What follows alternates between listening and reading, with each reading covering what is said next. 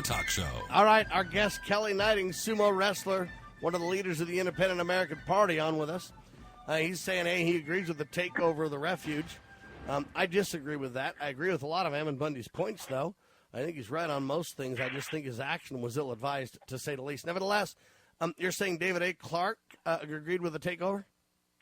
Yes, I can send you a link, Sam. And also in the Independent American Party leadership, we were split. I know you got the article on that, but out of one call, out of 14 voting members, 7 of them were for and 7 were against. And, of course, I was one of the 4, one of the ones for the takeover. Yeah, you were one of the 7 that were in favor. Yes. All right. Now tell me why, then. Well, when you talk about going to the government for a redress of grievances, and it falls on deaf ears over and over and over for decades. And then you know and I know the abuses that the Hammonds underwent. And Sheriff David Clark, he categorizes them to in a half-hour YouTube that I could send you where he totally supports them, the takeover. There's nothing more to do. And I echo what Sheriff David Clark said. He says it's actually brilliant. You do a very peaceful takeover of these abandoned buildings just to draw press and just to prove your point. You're not violent, but you're there to ramp it up a notch rather than going to a corrupt system to correct a corrupt system. It was brilliant, in my opinion.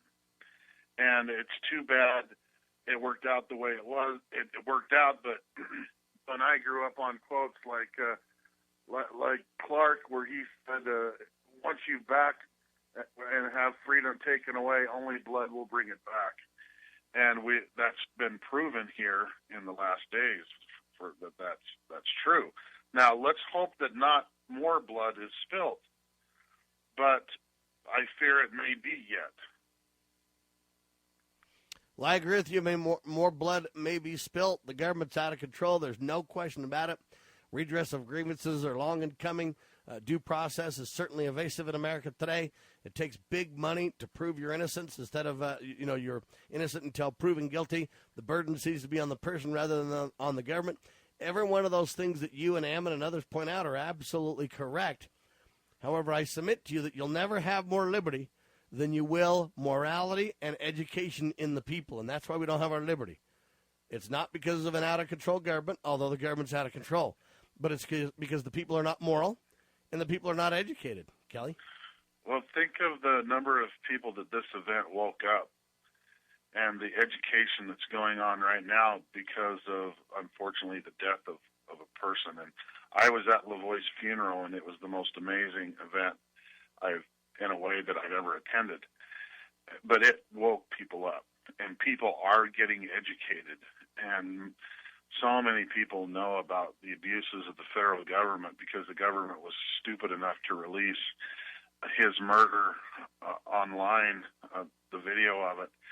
And people aren't buying the official story. There's been many testimonies. He left his guns at the refuge when he went up to talk about the Constitution at a neighboring county. The whole thing was peaceful on our end, and it was bloody on their end. And we live in a world where the federal government now will not only steal from you and not only incarcerate you wrongly, taking away property and liberty.